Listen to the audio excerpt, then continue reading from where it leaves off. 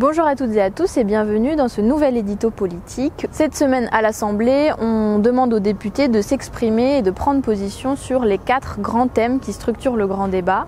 Donc nous, nos députés insoumis, vont bien entendu faire des propositions qui font écho aux revendications des Gilets jaunes parce qu'on a beaucoup de points de convergence avec les revendications principales du mouvement. Malheureusement, nos députés, comme les députés des autres groupes d'opposition, savent déjà qu'aucune des propositions qu'on va pouvoir apporter ne sera retenue et ne sera mise à l'agenda ensuite des travaux de l'Assemblée nationale. Mais donc c'est ce que je vous propose d'examiner dans cet édito politique.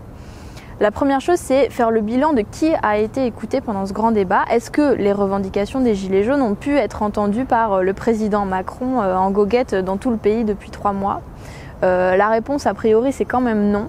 Déjà sur le nombre de participants, c'est un grand élément de langage des macronistes, un grand temps fort de leur communication, c'est ces 2 millions de contributeurs. On sait déjà que c'est faux. Il y aurait eu environ 500 000 contributeurs uniques sur la plateforme dédiée au grand débat du gouvernement. Et donc on est bien loin des chiffres qu'ils annoncent. En plus, parmi ces contributions, il y a beaucoup de contributions qui constituent la réponse à une sorte de QCM avec un morceau choisi que je vous livre ici. Par exemple, sur la fiscalité, le gouvernement demande dans ce questionnaire si jamais les gens préfèrent baisser les dépenses publiques ou augmenter les impôts, ou les deux. Alors évidemment, nous, on pense qu'en matière de fiscalité, il y a d'autres solutions qui sont possibles. Mais c'est vous dire à quel point les réponses sont orientées rien que par les questions qui sont posées. Ça, c'est sur les chiffres de participation qui sont en fait bien moindres et qui ne représentent pas ni les gens, ni les Français, ni les Gilets jaunes. Et puis ensuite, c'est sur qui sont ces personnes qui participent. Là aussi, il y a beaucoup de biais. A priori, c'est plutôt l'électorat macroniste qui s'est mobilisé pendant ce grand débat. Donc c'est plutôt une France urbanisée, retraitée, plutôt socialement favorisée. Et donc là aussi, les solutions apportées, les préconisations et les revendications, elles sont situées et elles ne correspondront pas à celles des Gilets jaunes qui sont pourtant exprimées très clairement dans la rue depuis 20 semaines maintenant. Et puis enfin, l'autre problème de ce grand débat sur la participation, c'est les territoires qui sont pour beaucoup oubliés et nos députés insoumis sont en première ligne pour le constater puisque par exemple la Seine-Saint-Denis ou les territoires d'outre-mer dont la Réunion, très peu de gens ont participé à ce grand débat et ce sont pourtant des territoires avec des problématiques bien particulières qui exigent des réponses de la part du gouvernement très fortes et très importantes. Donc voilà, ça c'est pour vous décrire un peu les biais de participation à ce grand débat. Et plutôt que d'écouter les gens, nous on a un peu le sentiment que Macron s'est très largement écouté lui-même pendant 3 mois. Parce que ça a été un grand exercice de communication présidentielle. Alors je voyais aujourd'hui un article du Monde à grand renfort de chiffres nous vantant les mérites de ce président si dynamique qu'on peut avoir à la tête de notre État aujourd'hui, qui a donc fait 14 débats, 84 heures et 51 minutes de discussion avec les gens. Il a rencontré 2350 élus, 350 femmes, 55 enfants. Enfin voilà, une accumulation de chiffres du gouvernement pour nous montrer à quel point Macron écoute les gens.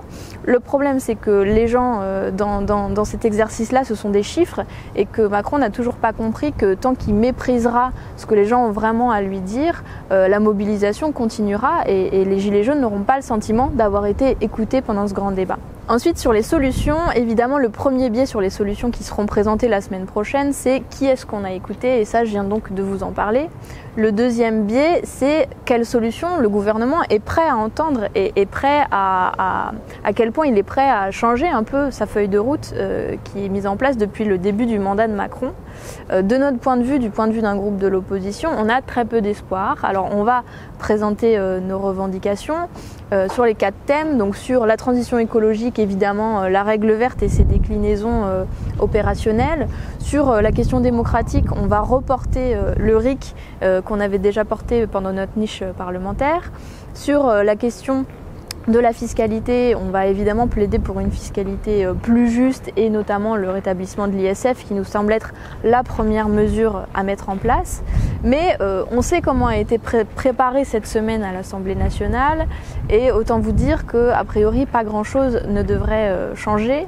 Les députés macronistes ont consulté le président Macron et les membres du gouvernement avant de préparer leurs interventions cette semaine à l'Assemblée pour se livrer du mieux qu'ils pourront à un grand exercice de ventriloquie préparé par le gouvernement. Donc voilà, a priori c'est un exercice relativement figé dont on ne peut pas attendre grand-chose en termes de propositions.